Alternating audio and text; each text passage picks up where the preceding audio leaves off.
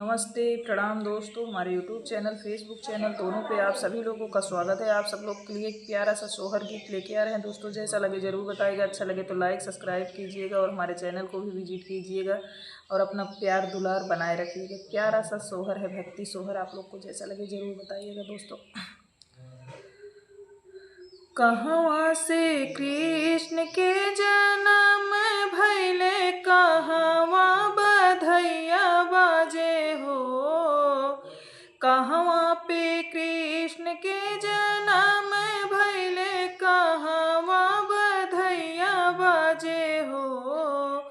ललना कहवा पे देव आनंद भय सोदा घरे सोहर हो। ललना कहवा पे देव आनंद भय सोदा घरे सोहर हो। मथुरा में कृष्ण के जन्म भैले, गोकुला बधैया बाजे हो। मथुरा में कृष्ण के जन्म भये, गोकुला बधैया बाजे हो। ललना स्वर्ग में देव आनंद भय सोदा घरे सोहर हो।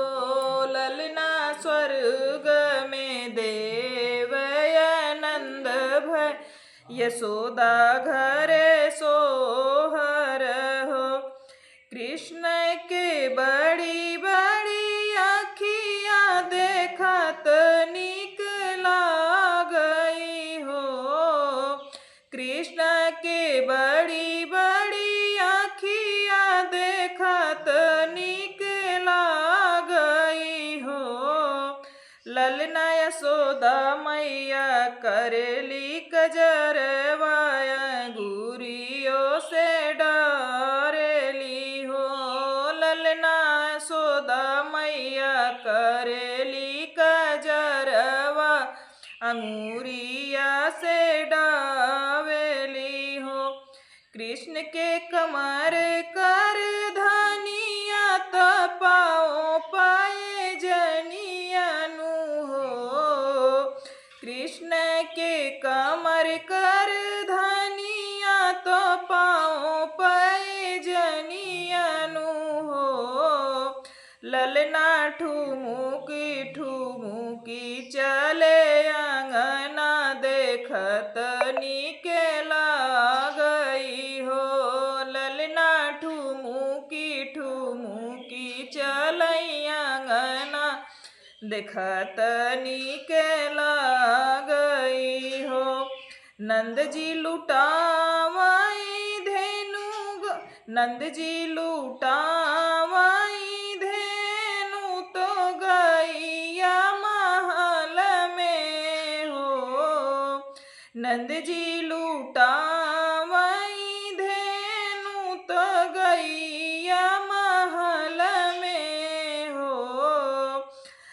मैया बाजेला बधैया अंगनवा, यशोदा लुटावे कंगनानु हो। मैया बाजेला बधैया अंगनवा, यशोदा लुटावे कंगनानु हो। कंगना लुटावेली यशोदा मैया, लेडुआ बटावेली हो। कंगना लुटावेली यशोदा मैया, लडुआ बटावेली हो। ललना गोतिनी जगावेली सोहरवा, मगन होई के नाचेली हो। ललना गोतिनी जगावेली सोहरवा, मगन होई के नाचेली हो। दोस्तों, हमारा सोहर जैसा लगे ज़रूर बताइएगा। आप लोग को अच्छा लगे तो लाइक सब्सक्राइब और कमेंट ज़रूर कीजिएगा। हमारे सोहर गीत को प्यार दुलार अपना ज़रूर दीजिएगा। आप लोग ऑडियंस लोग हमारे गाने पे अपना प्यार दुलार बनाए रखिए प्लीज़, आप लोगों से रिक्वेस्ट है।